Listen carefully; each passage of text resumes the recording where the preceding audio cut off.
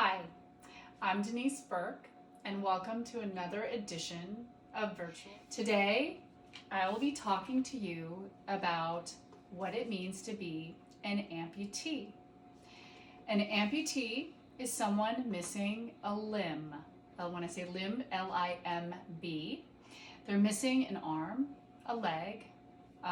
It could be a below the knee amputee, above the knee amputee, or partial amputee, or it could be partial hand, or below the elbow, above the elbow, or entire arm. In addition, partial feet amputees, which is a toe, or what's called a Symes amputation, which is part of the foot. So there are many reasons why people become amputees. It could be anything from an accident to being born that way. Some children are just born without a limb. It could be from cancer, which was in my case, and it could also be from diabetes, which is when the blood flow doesn't work properly and people get prone to infection and other infections that also cause amputations. So there's many reasons why someone becomes an amputee. I have been an amputee since 2018. I did not know an amputee before I became one. So for me, I was learning everything as well. I love when people ask me questions. At camp and when I'm out, when I'm wearing shorts, I just love it when children come up to me, and adults, but a lot of times children are super curious, and they'll ask me every question from your leg, does it have, kind of like Iron Man, does it have hydraulics, does it move, can you wear different shoes? So all of those questions I'm going to answer. I'm going to do two parts, and today, part one, I'm just going to explain about a little bit about being an amputee, and in part two, I will actually demonstrate, take off my prosthetic, and show you a little more about what my daily routine is like as an amputee. So for today, I'm going to show you my legs.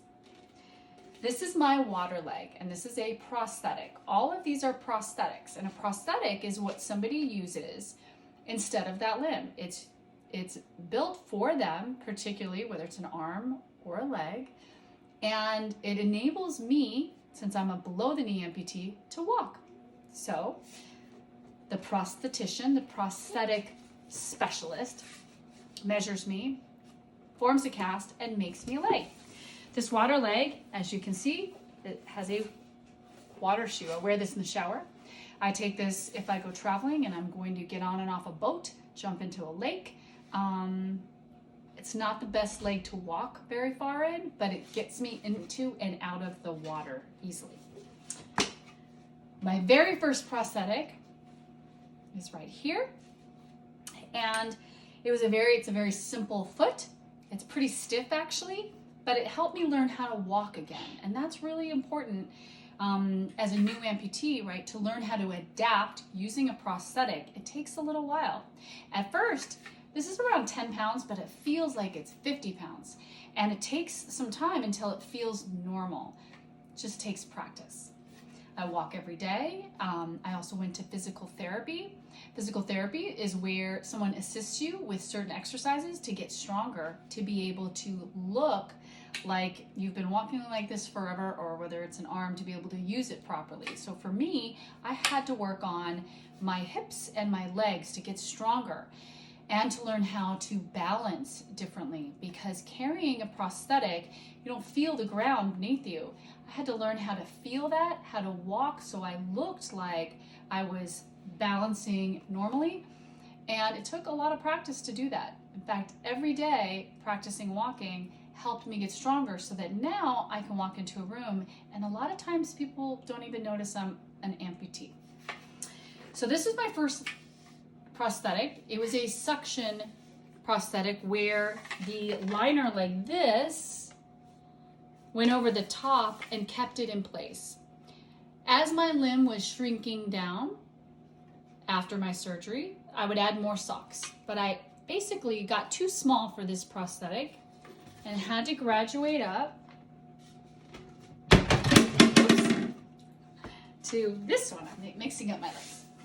This one looks like a real leg. This was my second prosthetic, and this would trick people. When I would wear shorts, people just thought maybe I had something going on with my knee. They didn't realize I was an amputee.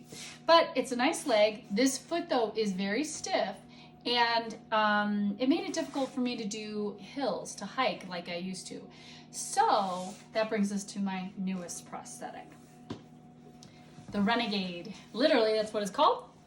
And it is a pin system where there's a button here. That's how I get it on and off. It has a more movable ankle, and the foot is much more dynamic so that I can actually do hills. They say I can run in this, but I like to be cautious and don't want to push it. So hiking is where I push it. But I do know people who run with their prosthetics. They also have that really cool blade, which enables them to run marathons. And I have also seen amputees, since I've become an amputee, I've gotten to know some, and I've seen some get back on jet skis and go water skiing, snow skiing, go back to gymnastics. So it's really interesting, the prosthetics out there and what you can do. On my next video, on part 2, I will actually take off my liner, show what a liner is, show my limb, show how I get in and out of my leg at the beginning of the day and then out of the leg at the end of the night. I'll also talk about residual limb sensation, where you still feel like the limb is there. You may have heard of residual pain, or phantom limb, phantom pain. I have phantom limb sensation, but I don't have phantom pain. And then I'll demonstrate in part 2 the walker and how I use the walker to get to the restroom at night after I take my leg off, or I also use a scooter. When you first become an amputee, a walker is how I got around for the first 8 weeks until I got my first prosthetic. So thank you for tuning in to part 1 of what it's like to be an amputee. I'll see you next time at Virtual Camp Conejo.